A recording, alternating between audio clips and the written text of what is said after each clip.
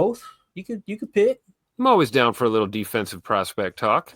All right, let's do it, boys. Let's jump into it. All right, these are top 30 visits. Okay, we hadn't gotten around to doing these yet, so let's just dive in.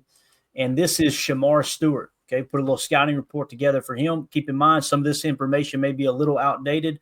I tried to correct it where I could, and use AI to throw this together really, really fast and compile the information. Okay, Jacob, actually, you want to read it or no? If you don't feel like it, it's okay. You're a better reader than me, I believe. Can you see it? Sure. Packers reportedly scheduled top 30 visit. The Green Bay Packers have reportedly scheduled the top 30 visit with Texas A&M defensive lineman Shemar Stewart, according to the Post on X, positioning him among their pre-draft prospects for the 2025 NFL Draft. Stewart, a standout at the NFL Combine with 4.5-second 40-yard dash and a 40-inch vertical at 6'5", 267 American pounds, is drawing interest as the Packers aim to fortify their defensive front, joining a select of group talents under evaluation. You want me to go on? This is talking about his scouting report coming out of high school. A 5-star recruit from Monsignor Edward Pace High School in Miami, Florida. Shemar Stewart was a top-tier talent in the 2022 class. Evaluators raved about his rare blend of size, speed, and power, clocking a 4.7 40-yard dash at 6'5", 255 pounds as a senior. His dominance on film, disrupting backfields and chasing down ball carriers, earned him the number 9 overall ranking and number 2 defensive end spot in the Finals Rivals 250, marking him as an elite prospect with limitless potential. All right.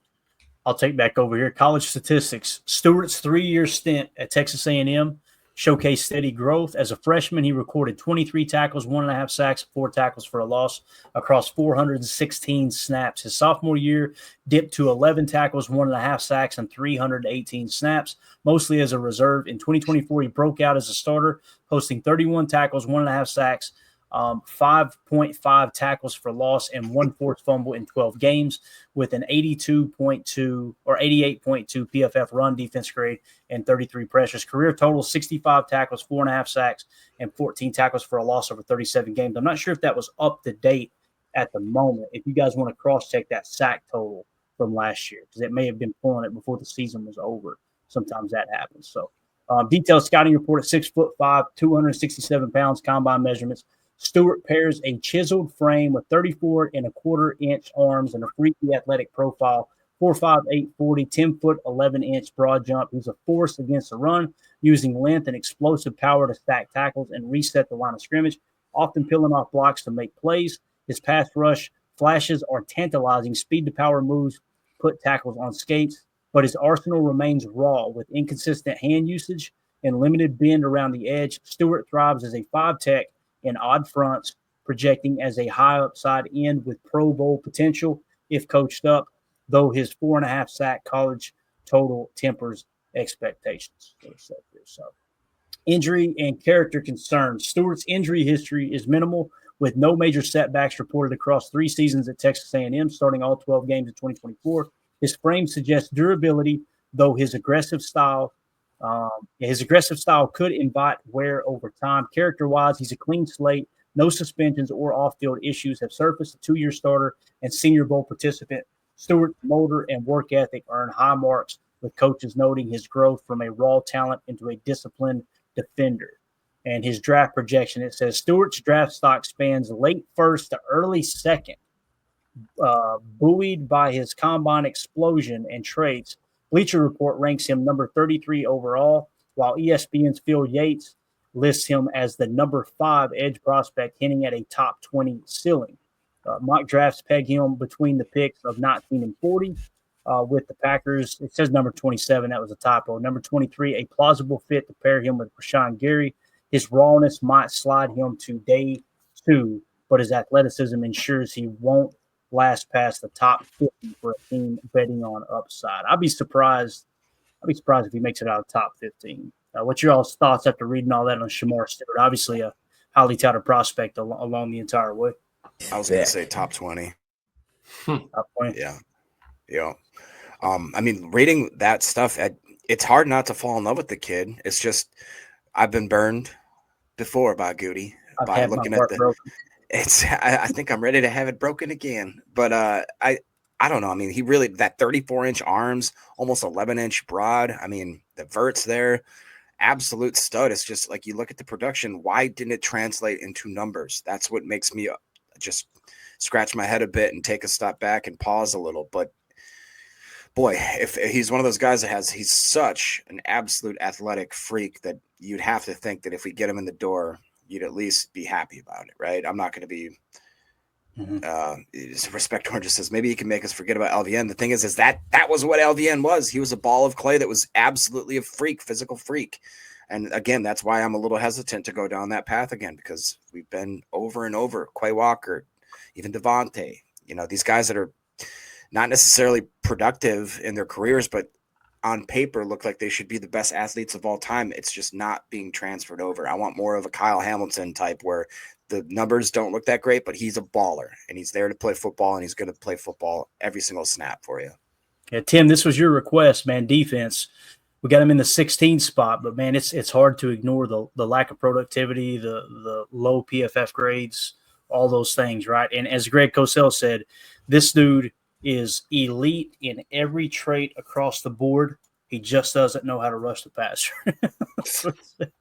What you take, Tim? Brutal honesty right there. I love it. What is the Shemar Stewart in a lot of ways looks like a Goody pick, and then in a lot of ways looks like he's not a Goody pick. I really don't know where to stand on him. I feel like we could do worse, but I feel like we could do better, depending on where we're at and what Goody's going to do with that first round pick if he does in fact move it and try to load up. I don't know how aggressively they're going to pursue him. Do you think Goody pulls a trigger on him at 23?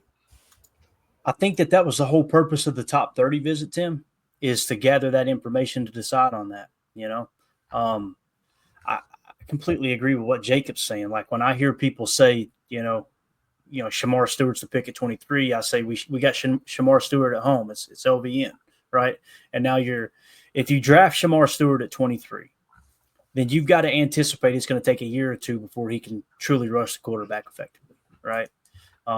Maybe I'm being too negative there. I don't know, but it's like you see where he ranks on the big board. He's well worth the 23rd pick according to our big board. But how did he get there? When you talk about how he got there, it wasn't because of the grades, right? It wasn't because of the production. It's because the PFF big board had him at 19. Consensus big board had him at 25. He kicked ass. I want to say it again. He kicked ass at the Senior Bowl. He was making those boys. I mean, you remember the video, Emilio, where he just, he's literally just bull rushing people. He's just a dominant force in that regard. Daniel Jeremiah at 27, 33rd team had him at 16. Dane Brugler had him at 9. His RAS is 10. Now, again, I didn't give him the Greg Cosell bonus because he said he's the lead everything. I was grinning. I was like, oh, man, Greg Cosell's all over him. And then he said, but he doesn't know how to rush the passer. I'm like, I can't give him a bonus for that. I can't do it. What do you think? That's true. No, I think you okay with it? Yes. The reason being because Goody's pulling the trigger. If that guy's there at 23, I seriously think that. If he pulled the trigger at 13 with LVN, why would he not pull the trigger at almost more of a freak at 23 with Shemar Stewart falling to him? The reason why Shemar was so successful was his run defense. Seriously, I mean, if you come in there and you're able to stop the run in the NFL, all right, we can teach you to rush the passer. But right now, if we need a guy in there that's a freak athlete that, we want someone to set the edge, Anybari can come in on third and rush. Hey, he's going to make sure that they don't run the ball past him. Dude's run defense grade was an 88.2 with a run stop rate of 5%. Pass rush win rate was 12.4%, and his pressure total pressures was 39 out of 521. He was at 13% for his pressures there. So he's getting there. It's not like he's not getting to there. His sacks were 2 a season, looks like. So that's obviously not great, but thinking about a productive college player, a super productive college player that goes to the NFL that doesn't pan out, or a college player that's still kind of climbing to his apex before he gets into the NFL. By the time the dude's 25, is he going to be the Trayvon Walker? Is it going to be, if all right, say Trayvon Walker went to Jags, right? Would you be mad? They took Trayvon Walker number 1 overall. Would you be mad if we took Shemar Stewart at 23 and had that same kind of production of Trayvon? That's a good point because he did. I think people would say he panned out, right? I think so. I mean, and that's the only kind of pushback. I'm not giving you crap on your decision, Clay. I'm just saying I think Goody would pull the trigger, and I do think that you were looking at it more broader of, I know we need a pass rusher. If we want a pass rusher, I think that we need to look maybe, at a little bit more help at 3-tech. I think Goody would say, hey, dude, how can we turn down this talent that we could have for 4 years that we really could turn into something if LVN, quote unquote, doesn't pan out? If my previous pick at LVN doesn't pan out, I still need to rinse and repeat that same idea of let's get an athlete in here. Let's get moving. Yeah. Yep. And one of the other things, Tim, that they talked about on that podcast with Greg Cosell and I think it was Ross Tucker that was breaking it down. No, it was the Eagles podcast, I think. Okay. They said he played at 280 last year. Now, PFF had him listed at 290. And Greg Cosell said for whatever reason, he trimmed down to 267 and went to the combine like that. The fact that he could drop that weight like that and then come back up, and they immediately asked him, so is he like a 3-4 defensive lineman? Can he play defensive line 3-4? He said, I see him more as an edge. So that's a dude, you could put some weight on him and turn him into like an elephant in or something. Right. I mean, but again, it's got to be there, And let's look at some of the games that he played. Arkansas was one of his best games, probably his best game, 83.2 against Arkansas at home. At South Carolina, 79.5. So like the big games, Texas, 70.5. That's pretty solid, right? Run defense grade, 81.3. So I'm trying to think of what would be another one. There's Notre Dame, week 1, 70.2. Not bad. So when you look at his career, 46.3, then he jumped to a 69.5, then he jumped to a 79.5. What you were talking about, Tim, he got better every year, right? And it's kind of like what Greg Cosell was saying about Matthew Golden, and he said the same thing about Brian Thomas. You guys remember Brian Thomas when you watched our draft party? I wasn't big on Brian Thomas. He was fairly low on our board, like really low on our board. And he said, Greg Cosell said, Brian Thomas entered the league ascending. He said, I see Matthew Golden doing that as well. He didn't say that about Shemar Stewart, but according to PFF, that's what's going on, Tim. Right. I think, if they're looking at him as an edge, or if we're going to look at him as an edge, I like Scorton better out of A&M personally. I feel like I'm not saying as a first-round pick, but I'm just saying as a prospect overall. I really liked his tape, and I think he's got a little bit more in the hopper when it comes to the numbers. Well, you're gonna love this tomorrow, Tim. We're gonna do it tomorrow because we're out of time. But we put together an article here, top 7 edge defender breakdown. It's the top 7 edge defenders on our board, and we got all their measurables, their college production, their strengths, their weaknesses, NFL comparisons, draft stock, and a quick summary. Nice. So we'll get that tomorrow. It's gonna be a blast. And what the goal is to try to narrow it down. Right? Let's try to narrow this thing down to where here's the top 7 edge defenders on our big board, and we'll try to see which one makes the most sense. I didn't mean to cut you off, but as you were saying it, I'm like, Tim's thinking the same way my mind fires. All right, let's get these guys on the same sheet of paper and see who stacks up. For sure. Nice little preview for tomorrow then. Yeah, I just think it's wild. We've come so far of like, hey, we need a wide receiver. We needed a D tackle for a while. All right, I didn't even think we were going to be talking about edges, the amount we were talking about DTs, and now we're here. Like, hey, dude, I think edge is going to be the pull. It's like the fact that 20 or 30 D linemen in the first 3 rounds are going to be off the board. They think that's insane. That's insane. But it shows because looking back, going full circle here, Golden, making the top. 5 in the top 50, I would say. There's not a lot. We had 10 or 12 last year. There's you get a different year. You gotta. What does Goody always do when a draft is thick at a position or when a draft is heavy at a position? Goody takes a couple shots at it, a couple scatter shots. Let's take a few chances on it. I think that D-line and edge is busy this year. It's very busy. I think that he can get behind it. Yeah. Yep. And I know, Tim, you had mentioned Scorton as well. Prince, I like Scorton too. He's my number 4 defensive end. We've got him in the 26th spot. Greg Cosell loved him, gave him the full bonus there. He also was showing a 9+ RAS. We're getting ready to take all of the threshold emojis off, and we're going to try to clear some of the RAS data and start to get the real RAS scores in and make sure everything lines up accurately. You'll see the board shuffle a little bit as that happens, but I'd be totally on board with Nick Scorton there at 23. There'd be nothing wrong there. Again, for me, it's not just about, in a perfect world, I would love to get a 3-tech, but it's got to make sense with the board. Yeah, and right. the board may say take a wide receiver. The board may say take an offensive tackle. Like those things may have. The board may say take Jahdae Barron. I'd be okay with that. Board may say trade back. Mhm. Yes, we all say trade back. But, yeah, so it's going to be fun, man. It's going to be a lot of fun, and I'm excited about being in Green Bay for it. It's going to be a blast. Anybody who's going to be in Green Bay, if you're in our Patreon group, let us know in the general chat, and we'll get organized and make sure we can have a place to meet up there.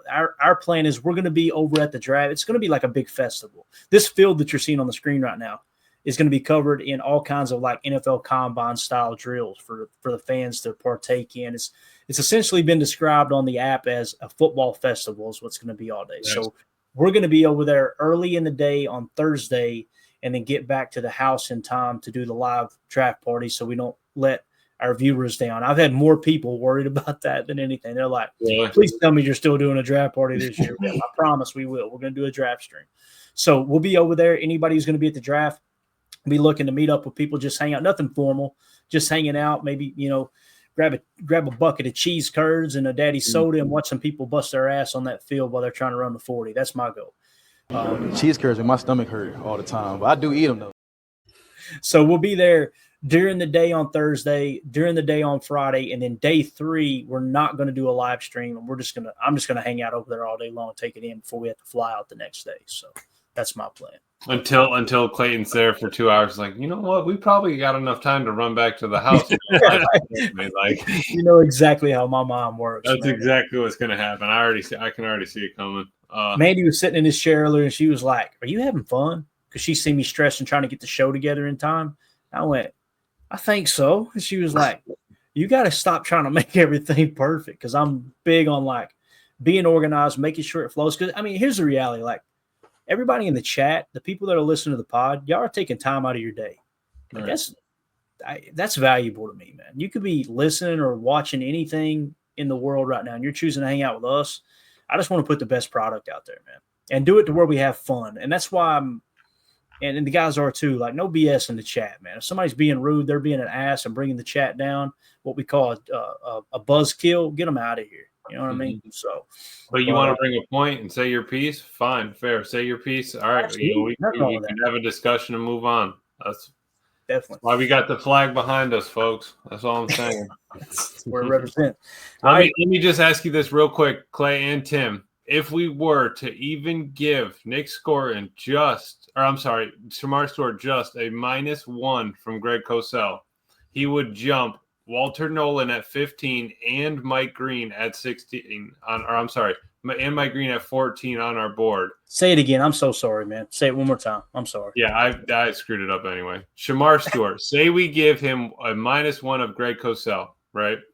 He would jump Walter Nolan and Mike Green on our board, and he would set himself in at the 14 spot at that point. That is crazy. This is what he's talking about. Look at the board here. He's sitting in the 17 spot.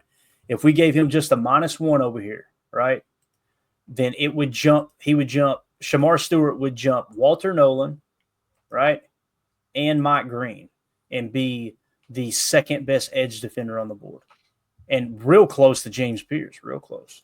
So I'm that's just saying, we might need to sleep on that one. I know, the way he talked about him. And you still need a run defender, Clay. I struggle with that bad, man, because it's like it's hard to, like Emeka Egbuka. There was during that 2-minute clip where he's describing Emeka Egbuka, I went -5, baby, -5. And I went, no bonus. And I went, wait a minute, no, -5. And I'm like, I kept going back and forth because you take the positives and the negatives and you got to group them together and go, okay, where does Greg Cosell truly sit on this guy? And when he started comparing him to like a Monroe St. Brown and this and that, I'm like, holy cow, like that Right. maybe, yeah, that's why I settled in at a 3. So like with Shemar Stewart, he did, man. The first 30 seconds of him talking was just, this dude is elite across the board. I'm going, holy cow, we're gonna have to give him a 5-point bonus. Right. Like, maybe Shemar Stewart is the guy. But then he said, somebody got to teach him how to rush the passer. I'm like, but is all that hype, is all that love worth just give me a -1? Can I stand on the hill for him? I don't know. Man, you like this guy almost as much as you like Travis Glover. No, come on, Tim. Don't play that game. You know my boy Travis is up there. No way we're gonna let Nick hop that. Yeah. Appreciate what you said there. Who was it that said it? Gosh, I pulled it off. Clint. Thank you for the kind words, Clint. Appreciate you, man. Hardy the Prophet, the super chat. Thank you, buddy. He says Emilio has the flag to throw ice off his scent. Amen. Hey, no, he already knows. That's terrible. Won't give away the secrets. That was the most subtle. All right, guys, that's it. Y'all hit that like button for us. Subscribe to the channel if this is your first time swinging through. We had a statistic come across the board last week with our weekly recap. We had 10,000 new viewers. 10,000 people who never watched our show before watched our show last week. And Emilio jumps my ass all the time because I don't ask people to sub. I don't ask people to like. Just a second. Go down there and click. If you're on your phone, you're already logged into YouTube. They're not going to let you do it without it. Click in there real quick. If you're at home, if you're at your neighbor's house, like Greg Rice is probably watching at his neighbor's house on the big screen, just go ahead and just sub there real quick with them. That's all we need. A little sub. Patreon's in the bio. Yeah. Patreon too, guys. It's a fun, it's evolving too. Like, what's crazy is as we get into the regular season and everything in training camp, the Patreons right now, it's all draft. The Patreon is going to shift to, OTAs, and we'll talk about the OTAs update. So you'll be able to just literally log into Patreon and get the latest up to date news on what happened at OTAs, all that stuff. So and I'm in there too. If you got a question, we can a little messaging in there, a little draft board talk. Absolutely. But the most important thing right now, clearly, is our man United Bates here says, "Here's the guy." Hey, thank you, Tim. That was exactly what I needed. Gifting 40, man. Bates, you are absolutely the man. Said I turned 40 today. Pulled my back, putting on my shoes, sleeping upside down tonight to try to reverse this. Look forward to PTA every day, and looking forward to many more years. Go Pack, go! Hey, we appreciate it. Cannot thank you enough, Bates. While you're at it, go ahead and elevate the legs, get them above your heart. Maybe we can get the blood pumping through there. But besides that, man, I appreciate you, everything you've done for the show and given to the show, man.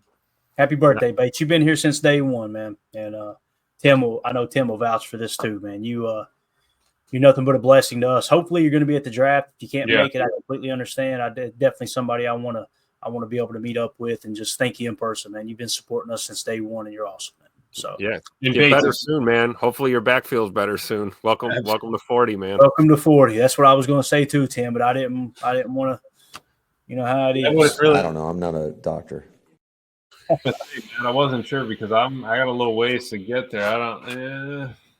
You got a long ways, buddy. Yeah, you're good, 30 yet? You didn't even hit 30 yet. Oh, later this year, Tim. Later this year. That's right. He don't look a day over 12 either. And Bates, if you're not in the Patreon, we need to get you in there, but I'm pretty sure you are. Yeah, I'm sure he is, man. Yeah. Patreon's where to be, guys. So again, it's just a way to stay connected and support the show, and also win free stuff. On Saturday, we're going to be giving away an autographed Mason Crosby card with a piece of a jersey on it as well. Really cool piece of memorabilia, done by, I think it's called Panini. I hope I'm saying that right. That was donated by another awesome listener, Jazambi. So you guys are great, man. Again, Bates, thank you so much. Chuck Jagger says, damn, $40, we need another mock. No, we don't. I'll send that 40 spot back to Bates and save my marriage is what I'm going to do here, okay? So, but again, Bates, thank you. Thanks to everybody with the super chats. Mike Witt coming through heavy tonight. Appreciate you. Zach, thank you, buddy. That was a good conversation. Appreciate your opinion, as well as King Tron, Hardy the Prophet. You guys are awesome. Of course, Bates with the big 40 spot. Tim, Emilio, appreciate you, Tom. Jacob had to go to the office. As always, always calling. Hey, it is what it is. We'll see y'all tomorrow. Everybody have a great night. There we go. Bye, guys.